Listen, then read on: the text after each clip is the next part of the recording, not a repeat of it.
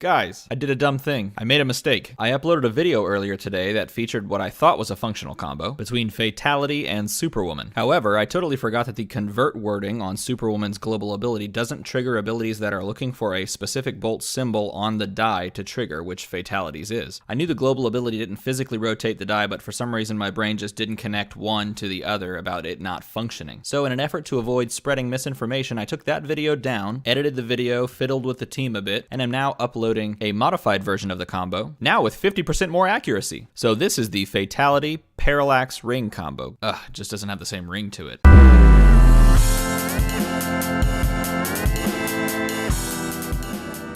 What's up again, everybody? Before we get into the combo in this video, I wanted to mention that I got a lot of great comments about the last combo video, some specifically mentioning the choice to use the 5-cost uncommon version of Medusa rather than her 4-cost common version. So addressing that, the common version is totally valid and a great choice to run the combo with. Her ability is great, allowing her to double block by herself, and being 4-cost, she's just easier to get to in order to put the combo together. Now with that being said, I do think that both the 4 and the 5-cost variants of Medusa have merit, depending on what your local meta looks like.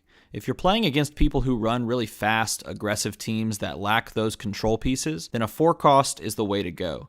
It's easier to get out, it can block multiple small bodies, but if you're running against people who often use control characters like Super Rare Ronin or Dwarf Wizard, those cards, then I'd argue that the Uncommon Medusa is better, as when using the combo you can actually use her damage to KO those control pieces. All in all though, both cards are great and get the job done. Okay, on to the combo for today. This is a combo that I've actually never seen before. I was digging around looking for something to feature, and I rediscovered this card. This is Uncommon Fatality from the War of Light set. She is a 3-cost bolt character, and her ability reads, when fielded, deal 3 damage to target player if you have 3 or more bolt symbols in your reserve pool, excluding question marks. I say rediscover because I actually didn't participate in the purchasing of the War of Light set when it first came out. I was really excited for it, and then as I started to see some of the card reveals, I thought to myself, this doesn't feel very strong within the unlimited meta at the time, so I just kind of skipped over it and have been going back and picking at it little by little. Luckily for me, as I've gone back, I've actually pulled several of the big meta cards like Lantern Ring. Woo! Anyway, moving on. So how do we make this card consistent? 3 damage is a lot to deal whenever you slam this down on the board. So as long as you've got 3 bolt symbols every time you're fielding this character, all you really have to do to win is just slam 7 of these down. So to provide ourselves as much redundancy as possible, we're going to use 2 different globals. We're going to use the global off of Parallax that says use 1 energy, reroll any number of your dice before your attack step. And we're also going to use the global off of the Ring card from the second D&D set that says pay 1. Once during your turn, you may put an NPC die from your used pile into your reserve pool. So when you activate the Rings global, you're actually able to choose the side that you want the NPC die, sidekick die, to come out into the reserve pool on. So as long as there's a sidekick die in your used pile, each turn you can actually just swap out one of your energy that isn't a bolt for a sidekick die in your used pile, spin it to the bolt side, and you're in business. And Parallax here actually serves a myriad of purposes in that it allows us to reroll non-bolt energy to try and land bolts. It allows us to reroll missed character faces on fatality dice, and if you have the energy for it, you can reroll previously fielded fatality dice onto their energy sides, moving them back to the reserve pool,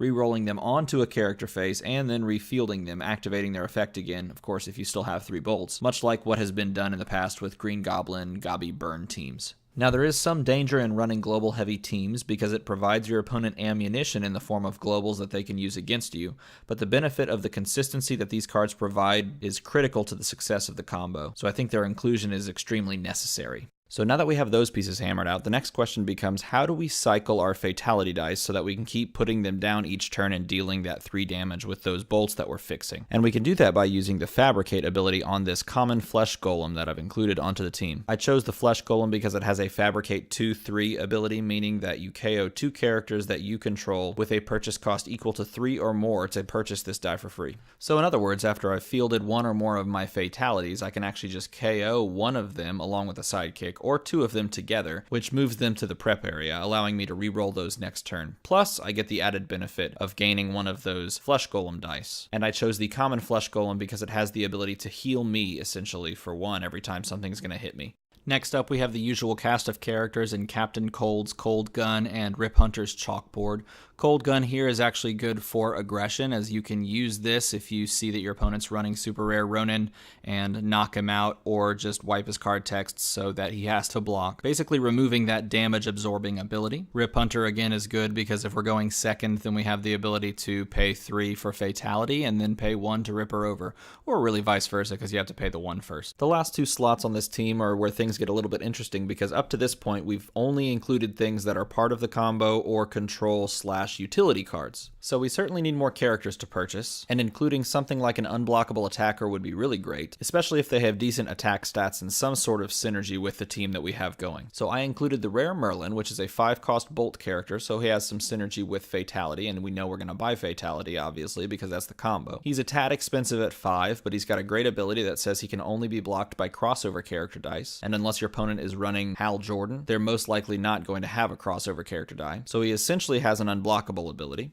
And he's also got this nice little global that says pay 0 once per turn. On your turn, spin one of your sidekick dice to the bolt face. Now this is referring to sidekick dice that are sidekicks in your field zone, but this is yet another way to gain a bolt whenever you need it. And it gives you the flexibility to have both blockers on your opponent's turn, and then turn around on your turn and spin one of those blockers to a bolt side, gaining 1 energy. And finally, this last one's kind of a crazy one, but it may be just crazy enough to work. Common Cockatrice. So there are several other cards that I had in mind when filling this last spot, but I eventually settled on Common Cockatrice because it allows us to KO something, not deal damage, but just straight up KO something that costs 4 or less on my opponent's side. So if my opponent's running a Dwarf Wizard or a Ronin, then I can just straight up KO that die, not dealing damage so they can't avoid the KO, and just pop them out. And interestingly enough, I could also use this to KO my own fatalities if I run out of Fabricates from buying up all the Fabricate dice. As for basic actions, there are actually a ton of ways that we could go with this, but here are my thoughts. Since our whole team revolves around fielding stuff, KOing it so that we could field it again, this might be the perfect opportunity to try out Momentum, the 1-cost basic action from the new Teenage Mutant Ninja Turtles set. Momentum reads, roll any number of dice from your prep area and place them into your reserve pool, and on its double burst face it says, also before selecting which dice to roll, draw a die and place it into your prep area. Now the danger in running Momentum is that if you're not going first, your opponent could possibly just buy all of these out from under you, or all but one, I guess, since they're going first. But man, is this a cool die that goes really well with our team. As for a second basic action, I threw on Big Entrance here. Big Entrance is good in the sense that it allows us to buy 2 fatalities in 1 turn and put them into our bag, but I do have a love-hate relationship with Big Entrance. And